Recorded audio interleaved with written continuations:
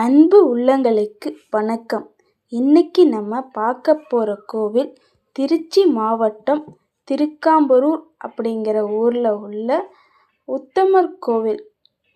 இந்த கோவில் ஒரு வைணவ திருத்தலம். இது 108 திவ்ய தேசங்களில் ஒன்றாக போற்றப்படுகிறது.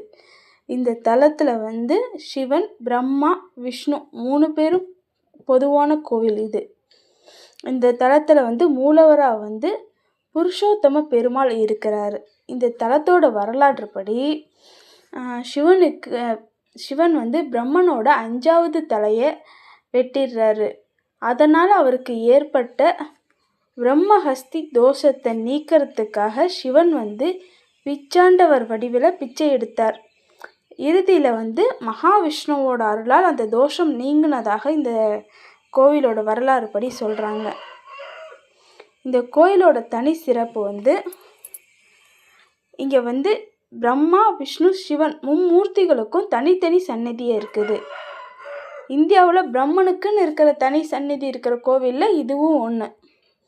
வைணவம், சைவம் இணைந்து போற்றப்படும் திருத்தலமாக இது விளங்குகிறது.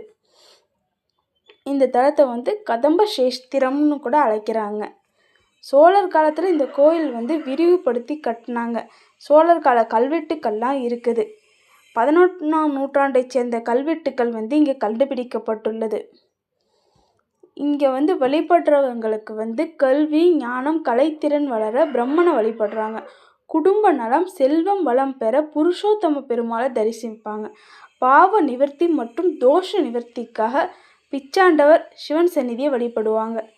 திருவிழாக்கள் வைகுண்ட ஏகாதசி, பிரம்மோற்சவம், நவராத்திரி, சிவராத்திரி இந்த திருவிழாக்களை ஆயிரக்கணக்கான பக்தர்கள் இங்கே தரிசிக்கிறாங்க. உத்தமர் கோவிலில் மும்மூர்த்திகளும் ஒரே தலத்தில் அருள்பாலிக்கும் அரிய ஒரு திருத்தலமாக வழங்கப்படுகிறது. சைவ வைணவம் ஒற்றுமையின் சின்னமாகவும் விளங்குகிறது. எத்தனை பேர் இந்த கோவிலுக்கு போயிருக்கீங்கன்னு மறக்காமல் கமெண்ட் பண்ணுங்கள். நன்றி.